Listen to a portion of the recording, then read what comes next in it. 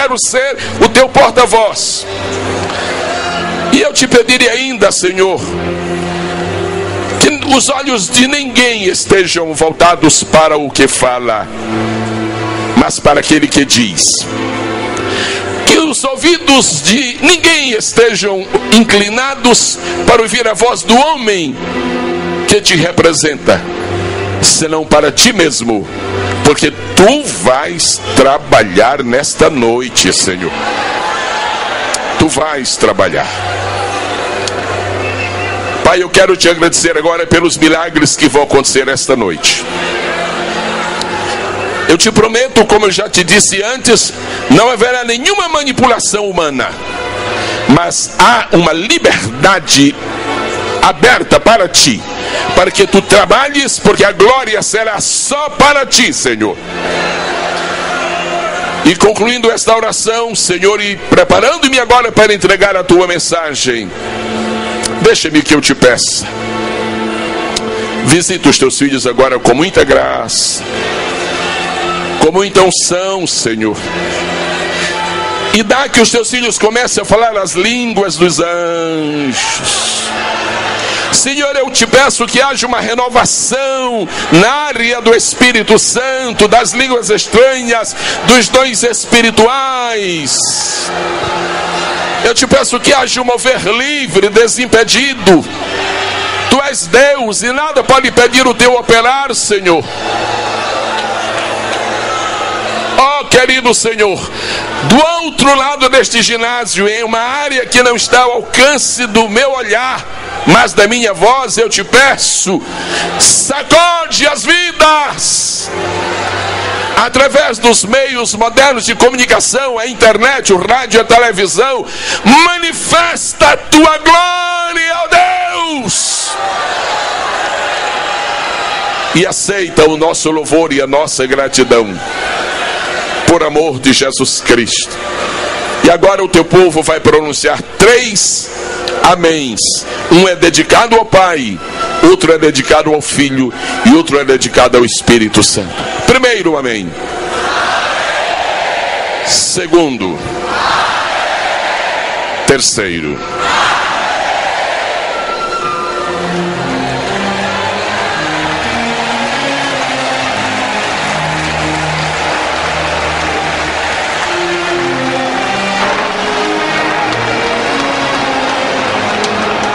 Séculos se haviam passado. Os filhos de Jacó, que eram apenas 7 dezenas quando entraram no Egito, agora já se contavam aos milhares e milhares e milhares. Depois de um período em que representavam uma bênção para aquele país, já estavam sendo considerados um elemento de importunação, de inquietude, de aflição, porque estavam crescendo muito, porque estavam prosperando excessivamente. E então começou a surgir o elemento opressor por parte das autoridades egípcias, e o povo de Deus começou a perder a sua liberdade e o seu prazer. E algumas das coisas mais íntimas, mais pessoais e mais sagradas, reservadas por Deus para o ser humano, começaram a ser roubadas da vida dos israelitas no Egito de então. Eles começaram a não ter mais tempo para dedicar a Deus. Começaram a não dispor mais de oportunidades para celebrar a glória do Todo-Poderoso. E no meio daquela aflição, diz a Escritura Sagrada, que começaram a clamar a Deus. E diz a Escritura, usando uma expressão quase antropomórfica, que Deus se lembrou de Israel. Digo quase antropomórfica, porque Deus de nada se esquece, mas Ele é a única pessoa que tem a possibilidade e a capacidade e a habilidade de determinar o tempo em que Ele vai se lembrar de alguma coisa. E então Ele se lembrou de Israel e ouviu o seu gemido e decidiu levantar um homem para que fosse o líder de Israel. Deus que fez do pior material que existe na terra o homem, que é o pó da terra, do pior material, que é o barro, Deus se dá ao luxo de usar o barro para ser o seu mais notável instrumento na terra. Deus se dá ao luxo de não enfrentar o diabo jamais. Deus nunca precisou de enfrentar o diabo. Deus nunca precisou de combater pessoalmente com o diabo. Para que combater com o diabo? Pergunta Deus. Se eu tenho barro na terra para usar? Para que perder tempo com o adversário, com os demônios, se eu ponho o meu tesouro em vasos de barro, para que a excelência do poder seja meu e não deles, e eu faça as minhas guerras e conceda as minhas vitórias? E é por isso que Deus então decidiu escolher o homem para ser o libertador de Israel. Este homem era Moisés. Mas quando Deus chamou Moisés do monte, como lhe é próprio, há o momento do vale, mas há o momento do monte, Deus então aparece a Moisés. O mais notável da chamada de Moisés não são as circunstâncias que a cercaram, não é nem o fogo da sarça. O mais notável na chamada de Moisés não é nem a autoridade que Deus imparte a Moisés. O mais notável da chamada de Moisés é a identidade de Deus para Moisés. Sem essa identidade, o homem volta a ser apenas o barro, e qualquer pouquinho de água sobre ele já se transforma em lama. Se essa identidade não existe comunhão, se essa comunhão não existe poder, se esse poder não existe unção, se esta unção não existe vitória, se não existe vitória, nem se deve ir à luta. E não, se não se vai à luta, por que viver?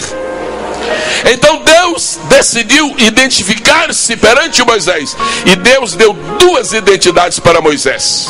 Disse Moisés: para Faraó meu nome é Eu Sou. Agora para ti e para o povo de Israel meu nome é Deus de Abraão, Deus de Isaque e Deus de Jacó. Este é o meu nome eternamente. Eu preciso tomar 1 ou 2 ou 3 minutos para glorificar o nome de Deus esta noite. Porque o nome do Senhor está escrito no Salmo 20. No nome do Senhor faremos proezas. Está escrito em Provérbios capítulo 18. Torre forte é o nome do Senhor. O nome do Senhor não é uma torre inclinada como a de Pisa. O nome do Senhor é mais majestoso que as cordilheiras dos Andes. O nome do Senhor é mais profundo do que as maiores profundidades do Oceano Pacífico. O nome do Senhor é mais alto do que a mais alta estrela da mais elevada constelação. O nome do Senhor é mais extenso do que o leito do rio Nilo. O nome do Senhor é mais movimentado do que a pororoca do rio Amazonas. O nome do Senhor é mais doce do que o mel. O nome do Senhor é mais forte do que a força. O nome do Senhor é mais glorioso do que a glória, porque o nome do Senhor é a própria glória de Deus dentro deste nome. Receba o sal deste nome esta noite. O nome do Senhor. O nome do Senhor ultrapassa as idades, porque é Pai da eternidade. O nome do Senhor é mais excelente do que a excelência, porque é este nome que produz excelência para que os que não têm nenhuma excelência nesta vida. E Deus disse: Moisés, você vai tirar o meu povo de Israel. Mas como eu posso tirar este povo? Quem sou eu? Se não faz diferença quem tu sejas ou quem tu não sejas. Quem valoriza o homem, Moisés, é o meu nome. É o meu nome. É o meu nome. É o meu nome. É o meu nome. É o meu nome. É o meu nome. É o meu nome. Quantas vezes o povo pentecostal tem sido criticado através dos séculos por aquilo que chamam de excesso de religiosidade, que nem é religiosidade e nem é excesso. Quando nós ficamos a pronunciar: glória a Jesus, glória a Jesus, glória a Jesus, glória a Jesus. As pessoas nem sabem, as pessoas nem imaginam que Abraão foi fortificado na fé, dando glória a Deus. As pessoas nem se dão conta de que são os que creem que vem a glória, e a glória de Deus passa pelo seu nome. O seu nome é o fator de vitória nas nossas vidas. Ao nome de Jesus nesta noite, ao nome de Deus nesta noite, acreditamos todas as vitórias dos 25 anos dos Gideões. Quantos aplaudem a Deus neste momento?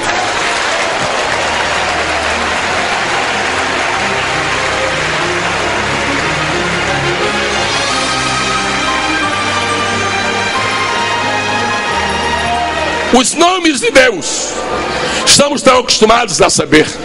O nome de Deus é Elohim, o nome de Deus é Adonai, o nome de Deus é Javé, ou então se pode dizer Jeová. Ele pode ser Jeová Rafá, depende de quem esteja enfermo. Ele pode ser Jeová Jireh, depende da provisão de quem se carece. Ele pode ser Jeová Shalom, se o problema se trata de uma guerra. Ele pode ser Jeová Tsideknu, se nós estamos vítimas de justiça. Sabemos que o nome dele é Deus, sabemos que o nome dele é Senhor, sabemos que o nome dele é Pai, sabemos que o nome dele é Pai da glória, sabemos que o nome dele é o Eterno. Tudo isso, mas esta noite Deus diz: quero que neste jubileu meu nome seja reconhecido como Deus de Abraão, de Isaac e de Jacó. Minha missão nesta noite é lhes explicar algumas coisas sobre este nome. Minha missão nesta noite é falar só sobre este nome. Porque Deus disse para Moisés que o nome dele é Deus de Abraão, de Isaac e de Jacó.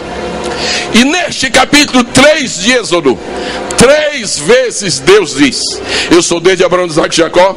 Eu sou Deus de Abraão, de Isaac e de Jacó. Eu sou Deus de Abraão, de Isaac e de Jacó. Daí você já descobre o tema da mensagem que estou lhe pregando esta noite: os 3 ícones de Deus: Abraão, Isaac e Jacó. Abraão, Isaac e Jacó. Nenhuma pessoa escapará de possuir virtudes ou de Abraão, ou de Isaac, ou de Jacó. Nenhum de nós. Qualquer um de nós tem alguma coisa de Abraão, tem alguma coisa de Isaac, tem alguma coisa de Jacó. Porém, cada um de nós tem alguma fragilidade de Abraão, ou de Isaac, ou de Jacó. E Deus disse: eu sou Deus de Abraão, de Isaac e de Jacó. E eu me proponho neste momento a responder a seguinte pergunta: o que significa este nome? O que significa este nome, Deus de Abraão, de Isaac e de Jacó? Em primeiro lugar, senhoras e senhores, este nome Deus de Abraão, de Isaac e de Jacó significa para Moisés uma mensagem clara de Deus: Moisés, meu povo está em luta, meu povo está sob opressão, meu povo está debaixo de cativeiro. Eu vou libertar o meu povo e eu vou te usar. Tu serás o líder, tu serás o homem-chave, tu serás uma personalidade extraordinária. Mas tu nem imaginas o que eu vou fazer de ti. Tu vais ser reconhecido pelas gerações futuras. Moisés, 1000 anos depois de tua morte, tu serás lembrado. Moisés, 2000 anos depois de tua morte, tu serás lembrado. Moisés, séculos depois de haveres morrido, te farei aparecer no monte da transfiguração. Eu tenho coisas tremendas para ti, para contigo. Mas eu vou começar, Moisés, por te explicar uma coisa: jamais se pode ser um grande Moisés se não se tem memória de um grande Abraão. Você nunca terá um grande futuro se você virar as costas para o passado. Você nunca vai construir coisas grandes nos anos que virão se você não recolher as lições dos anos que se foram. E eu me viro nesta noite para uma plateia de centenas de pregadores e lhes digo, sob a autoridade do Espírito de Deus, principalmente a vocês que são jovens ainda, tenham paciência.